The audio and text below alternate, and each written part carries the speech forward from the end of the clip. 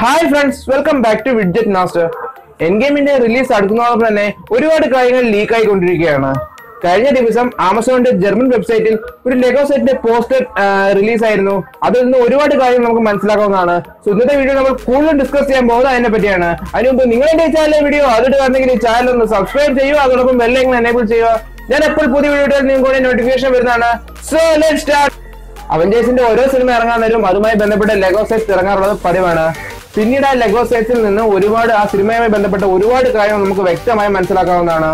കഴിഞ്ഞ ദിവസം എൻ ഗെയിമുമായി ബന്ധപ്പെട്ട ഒരു ലെഗോ സെറ്റ് ഇറങ്ങിയിരുന്നു, അല്ലാതെ അതിന്റെ പോസ്റ്റർ ഇറങ്ങിയിരുന്നു. എന്നാൽ കുറച്ച് കഴിഞ്ഞ ശേഷം അവർ ആ പോസ്റ്റർ റിമൂവ് ചെയ്യുകയും ചെയ്തു. ഇതുപോലെ ഇൻഫിനിറ്റി വാർ ഇറങ്ങിയപ്പോഴും ഇതുപോലെ ഒരു പോസ്റ്റർ ഇറങ്ങിയിരുന്നു, അതുപോലെ ലെഗോ സെറ്റ്സ് ഇറങ്ങിയിരുന്നു. പിന്നീട് ആ പോസ്റ്ററിലുള്ള കാര്യങ്ങൾ, അതായത് ആ ലെഗോ സെറ്റ്സിലുള്ള കാര്യങ്ങൾ 99% അതേപോലെ നമ്മൾ സിനിമയിൽ കാണുകയും ചെയ്തു. ഈ ആദ്യത്തെ ലെഗോ പോസ്റ്ററിൽ നിന്ന് വാർ മെഷീന്റെ പുതിയ സ്യൂട്ട് നമുക്ക് കാണാൻ സാധിക്കും. വാർ ബസ്റ്റർ എന്നാണ് ഇപ്പോൾ ഇതിനെ പേരിട്ടിരിക്കുന്നത്. ഒരുപാട് അപ്ഡേറ്റഡ് ആയ വാർ മെഷീന്റെ സ്യൂട്ടാണിത്. പൂർണ്ണമായും ഇത് താനോസിനെതിരെ നിൽക്കാൻ വേണ്ടിയാണോ എന്ന് പറയാൻ പറ്റില്ല. കാരണം ഇൻഫിനിറ്റി വാറിൽ ഹൾക്ക് ബസ്റ്ററിന് പോലും താനോസിനെ ഒന്നും ചെയ്യാൻ സാധിച്ചിരുന്നില്ല. കൂടാതെ കുറച്ചു ദിവസങ്ങൾക്ക് മുമ്പ് ഇറങ്ങിയ മറ്റൊരു ലെഗോ സെറ്റിൽ നിന്ന് വാർ മെഷീൻ പ്രോട്ടോൺ കാനൺ 1000 എൻ ഗെയിമിൽ ഉപയോഗിക്കും എന്നൊരു തിയറി നിലനിന്നിരുന്നു. കൂടാതെ റൂസോ ബ്രദേഴ്സ് അവരുടെ ഇൻസ്റ്റാഗ്രാമിലും ട്വിറ്ററിലും ഇത്തരത്തിലുള്ള ഒരു ഫോട്ടോ ഇട്ടിരുന്നു. ഒരുപക്ഷെ അയൺമാൻ 2 ശേഷം ടോണി അപ്ഗ്രേഡ് ചെയ്യുന്ന വാർ മെഷീന്റെ സ്യൂട്ട് ആയിരിക്കും ഇത്. കൂടാതെ ടോണി സ്റ്റാർ ചിലപ്പോൾ തന്റെ പുതിയ ടെക്നോളജി എല്ലാം ഈ വാർ മെഷീന്റെ സ്യൂട്ടിൽ ഉപയോഗപ്പെടുത്തിയേക്കാം. ചിലപ്പോൾ അയൺമാന്റെ സ്യൂട്ടിന് അത്രയും തന്നെ അപ്ഗ്രേഡ് ആയേക്കാം. ചിലപ്പോൾ വാർ മെഷീൻ ഈ പുതിയ സ്യൂട്ടും. അടുത്ത പറയാൻ പോകുന്നത് ക്യാപ്റ്റൻ അമേരിക്കയുമായി ബന്ധപ്പെട്ട ഒരു പോസ്റ്ററിന്റെ കാര്യമാണ്. ഈ ഒരു ലെഗോ സെറ്റിൽ നിന്ന് മനസ്സിലാക്കാൻ സാധിക്കും ഔട്ട്റൈഡേഴ്സിനെതിരെ പോരാടുന്ന ക്യാപ്റ്റന്റെ പോസ്റ്ററാണ് അവർ റിലീസ് ചെയ്തിരിക്കുന്നത്. കൂടാതെ ഇതിൽ ക്യാപ്റ്റന്റെ ഷീൽഡും കാണാൻ സാധിക്കും. ഒരു ബൈക്കിൽ വരുന്നതായാണ് ഇതിൽ കാണിക്കുന്നത്. ഇൻഫിനിറ്റി വാറിൽ വക്കാണ്ടയിൽ നടന്ന ഫൈറ്റിനായി താനോസ് അയച്ച ആർമിയാണ് ഔട്ട്റൈഡേഴ്സ്. കൂടാതെ ഏജ് ഓഫ് അൾട്രോണിലും വിന്റർ സോൾജിയറിലും ക്യാപ്റ്റൻ ബൈക്ക് ഉപയോഗിച്ച് ഫൈറ്റ് നടത്തിയിട്ടുണ്ട്.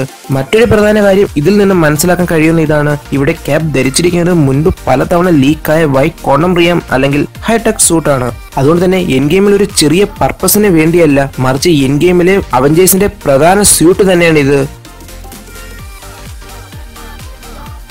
വാർ മെഷീന്റെ സ്യൂട്ട് അപ്ഡേറ്റഡ് ആയതും കൂടാതെ ക്യാപ്റ്റന്റെ ഷീൽഡ് തിരിച്ചു കിട്ടിയതും വ്യക്തമാക്കുന്നത് ടോണിയുടെ തിരിച്ചുവരവാണ്. കൂടാതെ അടുത്ത ലെഗോ സെറ്റ് പോസ്റ്റർ നമ്മളെ വ്യക്തമാക്കുന്നതും ഇത് തന്നെയാണ്. അയൺമാൻ 3ൽ നമ്മൾ അയൺമാന്റെ ആർമർ റൂം കണ്ടിരുന്നു. അത്തരത്തിലുള്ള നമുക്ക് എൻ ഗെയിമിലും കാണാൻ സാധിക്കും. അയൺമാൻ 3ൽ മാർക്ക് 8 മുതൽ മാർക്ക് 42 വരെയുള്ള സൂട്ടുകൾ ഒരുമിച്ച് കാണിച്ചിരുന്നു. എന്നാൽ ഇതുവരെയുള്ള റിപ്പോർട്ട് അനുസരിച്ച് എൻ ഗെയിമിൽ ടോണി ധരിക്കാൻ പോകുന്നത് മാർക്ക് 85 എന്ന ആർമറാണ്. ഇൻഫിനിറ്റി വാറിൽ ടോണി ധരിച്ചിരുന്നത് മാർക്ക് 50 എന്ന ആർമറും. അതുകൊണ്ട് തന്നെ അയൺമാൻ 3ൽ കണ്ട പോലെ ഒരു കാഴ്ച ഒരുപക്ഷെ എൻ ഗെയിമിലും കാണാൻ പറ്റിയേക്കും. ഈ ഒരു ലെഗോ പോസ്റ്റർ വ്യക്തമാക്കുന്നതും അത് തന്നെയാണ്. ഒരുപക്ഷെ താനോസിനെതിരെ ടോണി ഒരുപാട് ആർമറുകൾ ഒരേ സമയം ചിലപ്പോൾ എൻ ഗെയിമിൽ ഉപയോഗിച്ചേക്കാം. കൂടാതെ ഇവിടെയും നമ്മൾക്ക് ഔട്ട്റൈഡേഴ്സിനെ കാണാൻ സാധിക്കും. ഒരു ഫൈറ്റ് നടക്കുകയാണ് അവിടെ.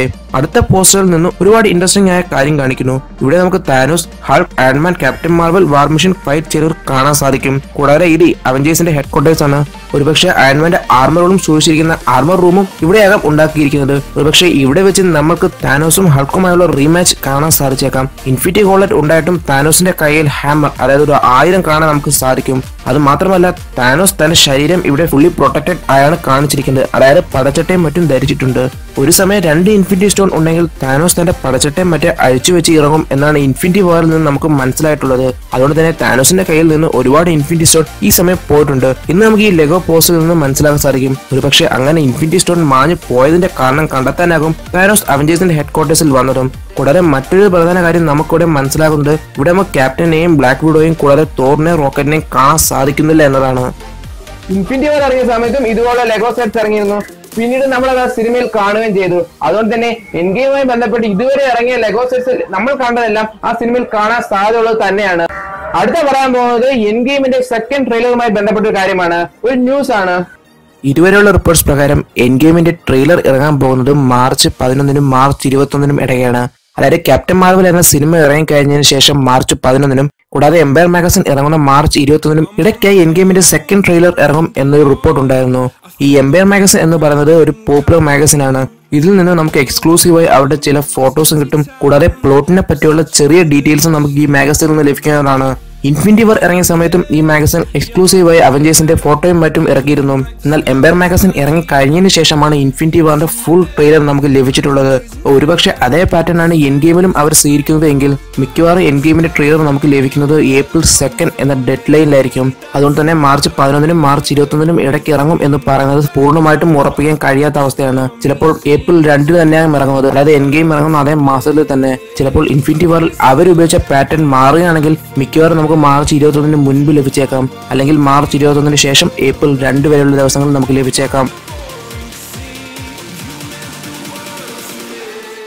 എന്നിരുന്നാലും ഈ ലെഗോ സെറ്റ്സുമായി ബന്ധപ്പെട്ട കാര്യങ്ങൾ ചിലപ്പോൾ നമ്മൾ എൻ ഗെയിമിൽ കണ്ടേക്കാം. അതുപോലെ ഈ ട്രെയിലറിനെ പറ്റിയുള്ള ഈ വാർത്തയും ചിലപ്പോൾ ഒഫീഷ്യൽ ആയേക്കാം. അതുപോലെ ഈ വീഡിയോ നിങ്ങൾക്ക് ഇഷ്ടപ്പെട്ടാൽ തീർച്ചയായും നിങ്ങൾ ലൈക്ക് ചെയ്യുക. അതോടൊപ്പം നിങ്ങളുടെ അഭിപ്രായ നിർദ്ദേശങ്ങളും ഈ വീഡിയോ കമന്റ് ബോക്സിൽ നിങ്ങൾക്ക് രേഖപ്പെടുത്താം. നിങ്ങൾക്ക് നിങ്ങളുടേതായ സാൻഡേഴ്സും പ്ലോട്ട്സും വീഡിയോ കമന്റ് ബോക്സിൽ നിങ്ങൾക്ക് രേഖപ്പെടുത്താം. ഇനി വരുന്ന എപ്പിസോഡിൽ അത് നമുക്ക് ഡീറ്റെയിൽ ആയിട്ടും ക്ലിയർ ആയിട്ടും ബ്രേക്ക് ഡൗൺ ചെയ്യാനുള്ള പ്രതീക്ഷയോടെ എന്റെ പേര് Amal. You are watching Widget master.